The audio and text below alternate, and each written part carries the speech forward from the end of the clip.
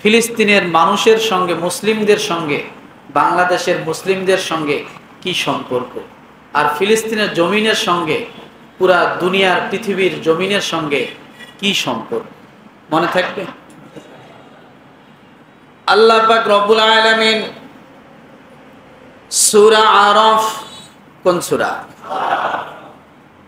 সূরা আরাফ 167 নম্বর আয়াত রব্বুল আলামিন ডাক দিয়ে বলেন, ওয়া ইয তাআযানা রাব্বুকা লায়াবআসান্না আলাইহিম ইলা ইয়াউমিল কিয়ামাতি মান ইয়াসুমুহুম সুআল আযাব ইন্না রাব্বাকা লাসারিউল ইকাবি ওয়া ইন্নাহু লাগফুরুর রহিম। কথা বলার মতো মানসিকতা আমার নাই আজকে, কি নাই? কথা বলার মতো মানসিকতা আমার, খুব একটা ভালো কিছু হবে না আপাতত। আজকে ভালো কিছু আশা করার দরকার নাই, সব এলোমেলোই হবে। সব কি হবে? বলবেন হুজুর তাইলে কি আজকে লেখাপড়া করেন নাই? হ্যাঁ, লেখাপড়া করছি, সব গোছাই নিয়ে আসছি, পার্ট বাই পার্ট কি বলবো সবই আছে, কিন্তু ইমেজ নাই। কি নাই? ইমেজ নাই। বলে দিলাম আগে, কেন নাই সেটা বলবো, আরো পরে বলবো। কোন সূরা থেকে বলছি? কত নম্বর আয়াত? 167 নম্বর আয়াত। আল্লাহ তাআলা বলেন, যত কথা আল্লাহ তাআলা কোরআনুল কারিমে বলেছেন তার মধ্যে কিছু কথা খুব ঘটা করে আল্লাহ বলেছেন, আজান দিয়ে বলেছেন। কি দিয়ে বলেন তো? ওই অনেকে বলে না, ওরা আজান দিয়ে ধর, মানে কি? আজান দিতে কিন্তু অনেক শক্তি লাগে। আজান দিতে যে আজান দেয় সে জানে, ঠান্ডা দিনও শরীর গরম হয়ে যায়, শরীর ঘামে যে আজান দেয়। এটা কি জানেন আপনারা? জানেন না। আজান দিতে অনেক কষ্ট লাগে, কারণ নিঃশ্বাস অনেক লম্বা করে নিতে হয়, পুরা গলা মোটা হয়ে যায়, শরীরের অনেক শক্তির প্রয়োজন।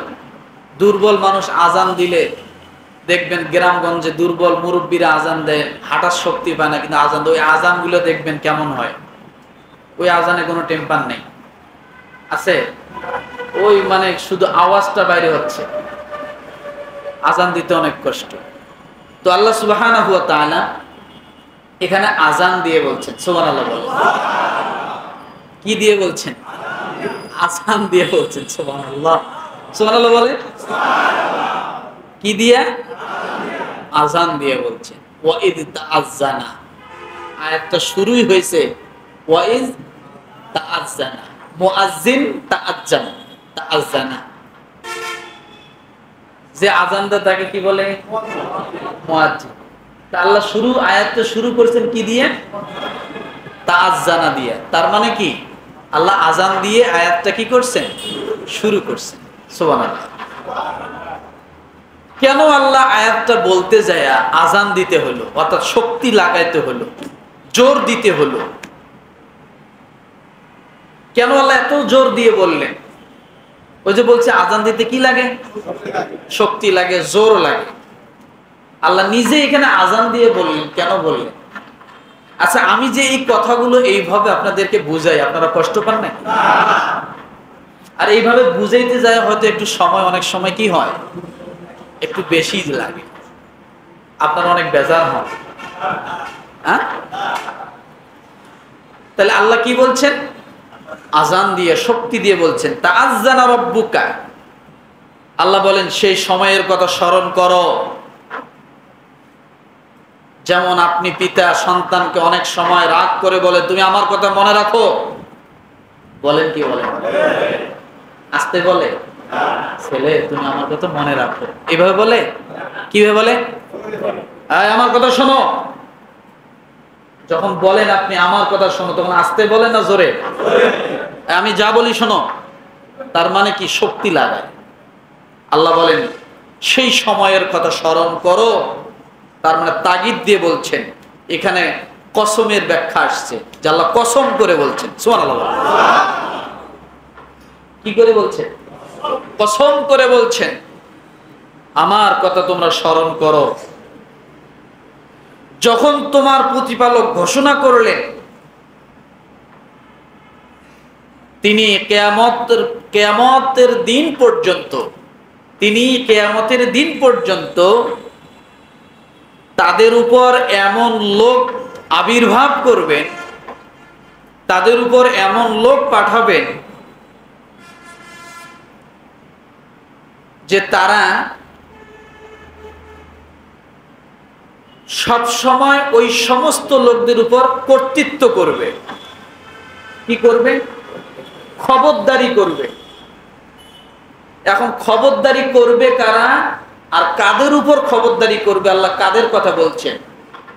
এই সূরা আরাফের 166 নম্বর আয়াতে আল্লাহ সুবহানাহু ওয়া তাআলা ইহুদিদের কথা বলছেন। কার কথা? ইহুদিদের উপরে আল্লাহ কর্তৃত্ব দান করবেন মুসলমানদেরকে। হয়তো বর্তমান প্রেক্ষাপট দেখে আপনি মনে করবেন আপনার বিশ্বাস হবে না, আর বিশ্বাস না হওয়ারই কথা। কারণ আপনি তো চোখ দিয়ে দেখতেছেন, কান দিয়ে সব সময় শুনতেছেন, বিবেক দিয়ে বুঝতেছেন, মাথার মগজ কাজে লাগাচ্ছেন, যার কারণে আপনার বর্তমান প্রেক্ষাপট দেখলে আর কোরআনের আয়াতের কথা আপনি লক্ষ্য করলে দুইটা দুই দিকে সাংঘর্ষিক। আল্লাহ কোরআনে বলছেন সেই সময়ের কথা স্মরণ করো যখন তোমার প্রতিপালক ঘোষণা করলেন তিনি কিয়ামতের দিন পর্যন্ত তাদের উপর এমন লোকদেরকে কর্তৃত্ব দান করতে থাকবেন যারা তাদেরকে নিকৃষ্ট রকমের শাস্তি দিবে। এখন আল্লাহ এই কথা বললেন, আর আমরা দেখতেছি ইহুদিরাই মুসলমানদেরকে শাস্তি দিচ্ছে। কথা বোঝেন নাই মনে হয়?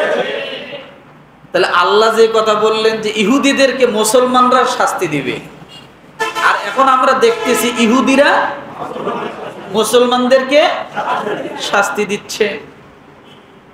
তাহলে আল্লাহ বলেছেন আর আমরা বাস্তব দেখতেছি, কথা দুই রকমের হয়ে গেল, তাই না?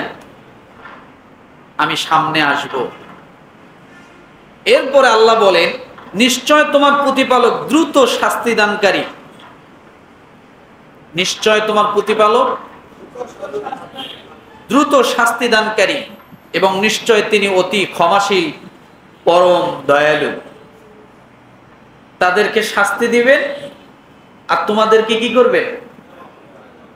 ক্ষমা করবেন। তার মানে বোঝা গেল যে আল্লাহ সুবহানাহু ওয়া তাআলা এই আয়াতের শেষের অংশে যদি আপনি তাকান তাহলে পুরো আয়াতটার মূল বিষয়টা বোঝা হয়ে যাবে, তাহলে আর দ্বিমত থাকবে না। আল্লাহ শুরুতে বলছেন কিয়ামত পর্যন্ত এমন লোক আমি পৃথিবীতে পাঠাবো যারা ইহুদিদের উপর কি করবে?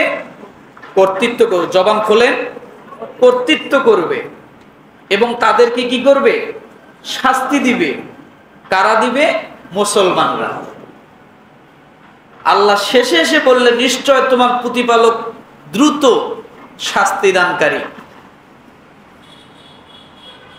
এটা হলো মাঝখানে।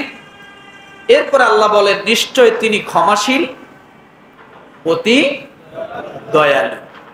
এবার বুঝুন, তার মানে বোঝা গেল জালেমের জুলুমি যদি প্রকাশ না পায় আল্লাহ শাস্তি দিবেন কাকে? এক ভেঙে দিচ্ছি আমি, জালেমের জুলুম যদি কি না পায়? প্রকাশ না পায়, তাহলে আল্লাহ শাস্তি দিবেন কাকে? জালেম জুলুম করতে করতে যখন সীমা ছেড়ে যাবে তখন আল্লাহ সুবহানাহু ওয়া তাআলা শাস্তি দিবেন ওই মুষ্টিময় কয়েকজন লোক। মারতে মারতে সব যখন মরে যাবে এর ভিতর দিয়েও যারা বেঁচে থাকবে, যদি সেটা 5 জন হয় 5 জন দিয়ে 5 লক্ষকে আল্লাহ শাস্তি দিবে। আল্লাহ এজন্য বলছেন ওয়া ইন্নাহু লাগফুরুর রহিম, তখন আল্লাহ তোমাদেরকে ক্ষমা করবেন। ক্ষমা করবেন মানে তোমাদেরকে বিজয়ী দান করবেন। ক্ষমা করবেন মানে বিজয়ী দান করবেন। তার মানে বোঝা যাচ্ছে যে আল্লাহ সুবহানাহু ওয়া তাআলা শুরুতে যে কথা বলেছেন আর শেষে এসে আল্লাহ সুবহানাহু ওয়া তাআলা যে কথা বললেন, আল্লাহ নিজেই তার কথাটা ব্যাখ্যা করে দিয়েছেন। কথাটা কি বুঝতে পারছি? এক, কোন সূরা, কত নম্বর আয়াত? তার মানে বোঝা গেল কিয়ামত পর্যন্ত এরা কি হবে? ইহুদিরা কি হবে? লাঞ্ছিত হবে। কেবল শুরু, এখন মধ্যম পন্থায় আছে। কারণ এই যুদ্ধটা কিসের জন্য এটা আগে বোঝেন। এই যে যুদ্ধ চলছে গাজা উপত্যকায়, এই যুদ্ধটা কেন চলছে? এই যুদ্ধ এখন থেকে না, এই যুদ্ধ দুনিয়া সৃষ্টির লগ্নর পর থেকে, মানব জাতি যখন দুনিয়ার জমিনে আসছে তারপর থেকে যুদ্ধ চলে আসতেছে, যুদ্ধ চলতেই থাকবে। যুদ্ধ কি হবে? কথা বলেন, চলতেই থাকবে। এখন এই যুদ্ধটা কেন? যুদ্ধটা এই জন্য, বর্তমান গাজা উপত্যকায় কি আছে বলেন তো? বাইতুল মুকাদ্দাস, মসজিদুল আকসা। এই মসজিদুল আকসাকে ঘিরে এটা মুসলমানদের ইবাদতের যতগুলো প্রাণ কেন্দ্র আছে তার মধ্যে এটা একটা তৃতীয় নম্বরে। এটা একটা কি? তৃতীয় নম্বরে। বর্তমানে মর্যাদার দিক থেকে তৃতীয়। হিজরতের আগ পর্যন্ত মর্যাদার দিক থেকে ছিল দ্বিতীয়। হিজরতের আগ পর্যন্ত মর্যাদার দিক থেকে ছিল দ্বিতীয়। হিজরতের পর মর্যাদার দিক থেকে হয়ে গেছে তৃতীয়। এখন কথা হলো যুদ্ধ করতেছে কারা? তারা কি জানে না যে আমাকে মরতে হবে? কথা বলেন। মাইরা সাফ করতেছে, তারপরও কি তারা থেমে আছে? ঘর বাড়ি কিচ্ছু নাই, পুরা মরুভূমির মতো হয়ে গেছে গাজা উপত্যকায়, তারপরও কিন্তু তারা থেমে নাই। তাহলে তারা টাকা পাইয়ে যুদ্ধ করতেছে? বিশাল সম্পদের লোভে যুদ্ধ করতেছে? কেন যুদ্ধ করে? তার এই পবিত্র ভূমি, আল্লাহ তাআলার পবিত্র ভূমিকে রক্ষার জন্য, আল্লাহ তাআলা পবিত্র ঘর বাইতুল মাকদাসকে রক্ষার জন্যই তারা যুদ্ধ করে আসতেছে, নিজ দেশ স্বাধীনের জন্য না, নিজের দেশ স্বাধীনের জন্য না। তাদের যুদ্ধটা হচ্ছে আল্লাহর ঘর পবিত্র মসজিদ বাইতুল মুকাদ্দাস, সেখানে উপস্থিত এই পবিত্র জমি, পবিত্র মসজিদকে কেন্দ্র করে তারা বছরের পর বছর যুদ্ধ করে আসতেছে। কিন্তু আমাদের দেশের অনেক ভাইয়েরা এটার বিরোধিতা করে। ভালো ভালো ডিগ্রিধারী লোকেরা বিরোধিতা করে। দুঃখ লাগে, এ কথাগুলো বলতে গেলে ভরা মুসল্লির সামনে বলা লাগতো আমার, তাহলে জিনিসটা ক্লিয়ার হতো। আপনি জানেন না এই বাইতুল মুকাদ্দাসকে ঘিরে